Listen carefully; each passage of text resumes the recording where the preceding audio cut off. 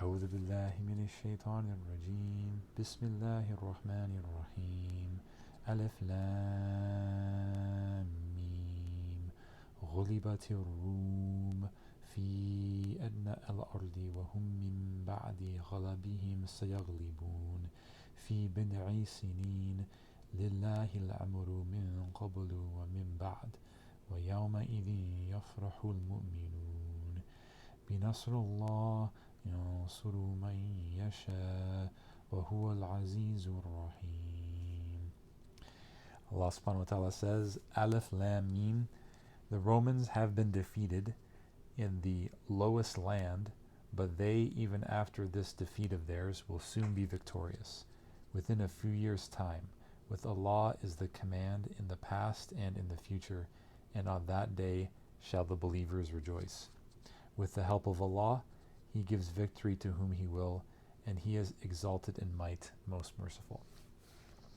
Assalamu alaikum. Welcome to another edition of Islam for Europeans in our ongoing series of why European subcommunities are needed.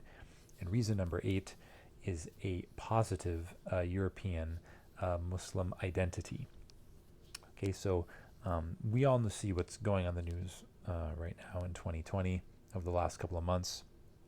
It has just been complete and total mayhem, really.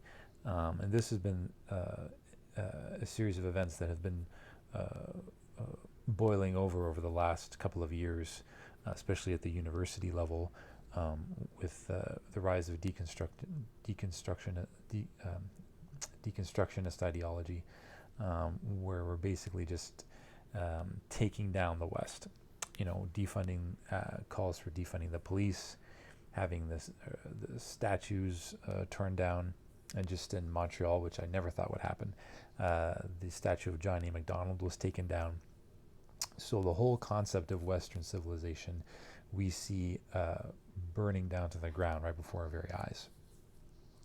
And this is without a doubt going to create a lot of animosity, mutual animosity between Europeans, whites, and people of color, to the point that it's going to be undeniable that people are going to have to see race, even people who never even thought they would see it before.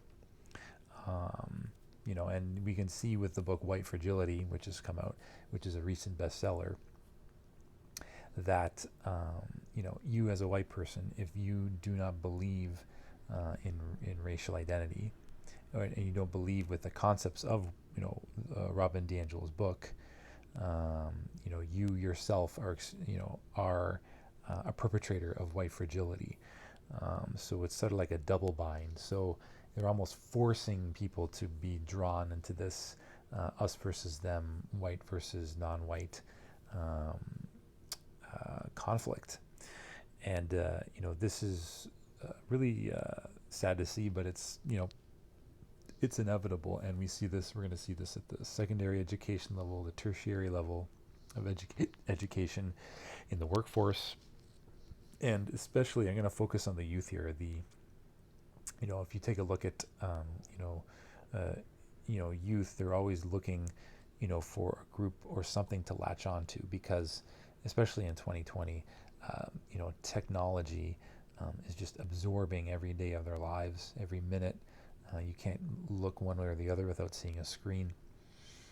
Your iPhones are displaying the latest protests on Twitter, on Facebook, and it's just everywhere. And a lot of people are going to feel threatened on both sides, which is going to increase identitarianism. It's also going to create a lot of conflict, and going to create these ever-expanding echo chambers where there's absolutely no dialogue and no discourse, and that's not going to lead anywhere good. So a lot of white youth are going to end up finding outlets, for the anger, frustration, the fact that it's just going to, they're being blamed for things they didn't do. So a lot of them might turn to addictions, drugs, alcohol, social media, video games. Some of them are going to end up joining militias. You know, some of them might end up joining civic nationalist groups, and this is like kind of the last bastion where you can technically join in like basically almost all white groups and have it be legitimate.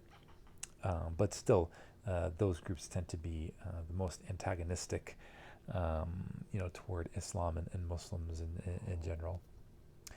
Um, and some of them are going to turn to white nationalist groups.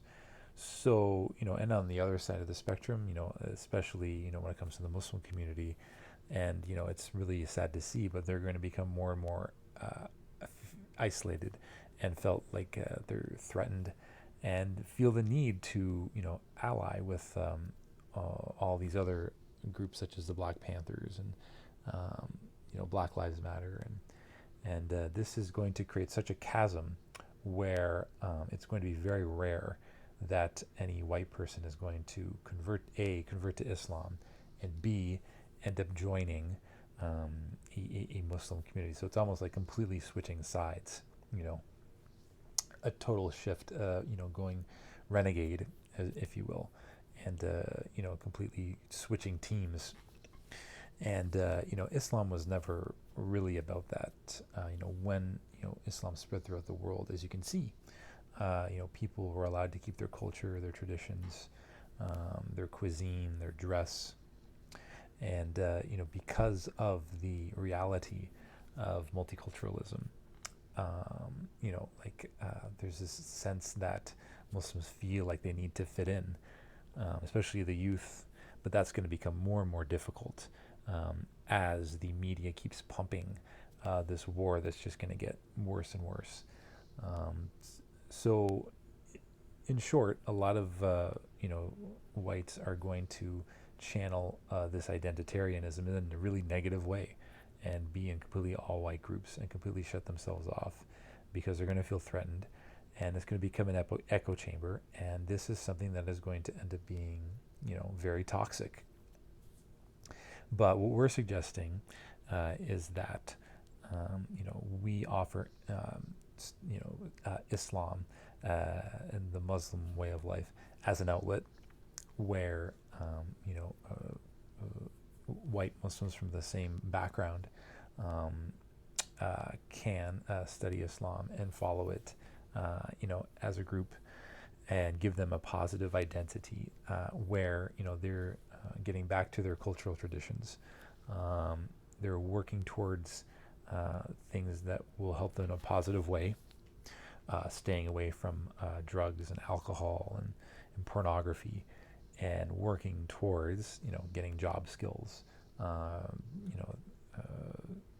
homemaking skills, like working towards eventually getting out into the world and getting a career and starting a family, right? And leading a traditionist way of life where you have this sense that that there's something at the end, at the end of this life, and that you are working towards leading a righteous life, so you can get through that door. So you're still maintaining your own cultural space, just like every other Muslim subculture is currently doing. But instead of the antagonistic nationalisms of black and white nationalism, these Muslims who are going to help you through, they're your brothers and sisters. You want them to succeed in this life and the next, just like they want you to succeed. They have this mutual love for you, and they want to see you be successful.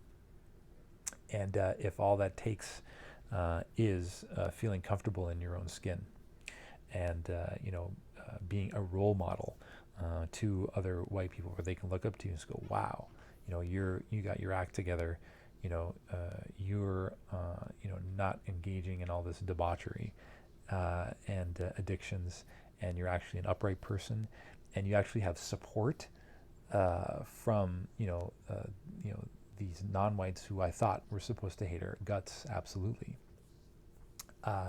So I think this is a possible way out in 2020, and I'm going to move on to part 2, inshallah.